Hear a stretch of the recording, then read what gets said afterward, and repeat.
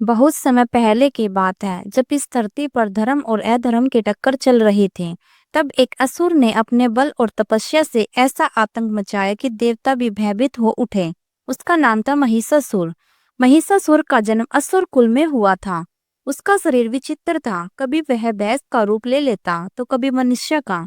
बचपन से ही उसमें शक्ति और घमंड दोनों भरे थे। वह सोचता था, एक दिन मैं तीनों लोकों पर राज करूंगा। इसी सोच के साथ उसने कठोर तपस्या शुरू कर दी। वह वर्षों तक ब्रह्मा जी की आराधना करता रहा। उसकी तपस्या सफल हुई और ब्रह्मा जी प्रकट हुए। ब्रह्मा जी ने कहा, वत्स्य, वर मांगो। महिषासुर ने चालाकी से कहा, हे प्रभु, मुझे ऐसा वरदान दीजिए कि मुझे न कोई देवता मार सके, न कोई दानव और न कोई मनुष्य। ब्रह्मा जी ने तथास्तु कह दिया। वरदान मिलते ही महिषासुर का घमंड आसमान छूने लगा। उसने सोचा, अब मेरा कोई क्या बिगाड़ सकता है, मैं तो अमर हो गया हूँ। लेकिन उसने यह भूल की थी कि उसने सत्री के हाथों मृत्यु से रक्षा नहीं मांगी थी, क्योंकि वह सत्री को निर्बल समझता था। वरदान पाकर महिषासुर ने पूरे ब्रह्मांड में उत्पात मचाना शुरू कर दिया। उसने स्वर्ग पर आक्रमण किया और इंद्र को हरा कर देवता को वहां से निकाल दिया। अग्नि, वायु, यम, वरुण जैसे शक्तिशाली देवता भी उसकी सेना के सामने टिक न सके। ऋषियों के यज्ञ भंग होने लगे, धर्म और मर्यादा का उपहास होने लगा। देवता हताश होकर ब्रह्मा, विष्णु और महादेव के पास पहुंचे और कहा, प्रभु, महिषासुर ने हमें चारों ओर से हरा दिया है। अब केवल आप ही इस संसार को बचा सकते हैं। तब त्रिदेवों ने अपनी अपनी शक्तियों को मिलाया। उनके तेज से एक अद्भुत स्त्री प्रकट हुई, आदि शक्ति माँ दुर्गा। उनका रूप दिव्य और तेजस्वी था।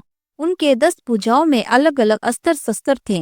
वे सिंह पर सवार होकर गर्व से खड़ी थी। शिवजी ने उन्हें त्रिशूल दिया, विष्णु ने चक्र दिया, इंद्र ने वज्र और हाथी, वरुण ने शंकर और कमल दिया। हर देवता ने अपने अपने अस्त्र उन्हें भेंट किए। जब वे तैयार हुई तो देवता ने आनंद से कहा, जय माता दी। माँ दुर्गा ने महिषासुर को युद्ध के लिए ललकारा। महिषासुर हंसते हुए बोला, देवता को तो मैं पहले ही हरा चुका हूँ और अब एक सत्री मेरे सामने आई है। यह तो मेरी सबसे बड़ी हंसी है। माँ दुर्गा शांत स्वर में बोली, महिषासुर, तूने धर्म का नाश किया, देवताओं को सताया और निर्दोषों पर अत्याचार किया। अब तेरा अंत निश्चित है। फिर आरंभ हुआ एक भयंकर युद्ध का। यह युद्ध लगातार 9 रातें और 10 दिन चला। हर रात माँ दुर्गा ने अलग अलग रूप धारण किए। पहली रात शैलपुत्री, दूसरी रात ब्रह्मचारिणी, तीसरी रात चंद्रघटा, चौथी रात कुष्मांडा, पांचवी रात सकंद माता, छठी रात कात्यायनी, सातवीं रात कालरात्रि, आठवीं रात महागौरी और 9वीं रात सिद्धिदात्री। इन 9 रूपों की शक्ति से माँ दुर्गा ने असुरों की सेनाओं का संहार किया।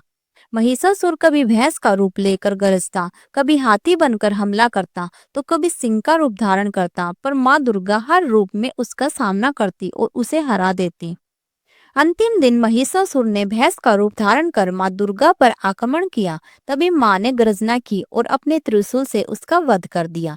महिषासुर भूमि पर गिर पड़ा और उसका आतंक हमेशा के लिए समाप्त हो गया।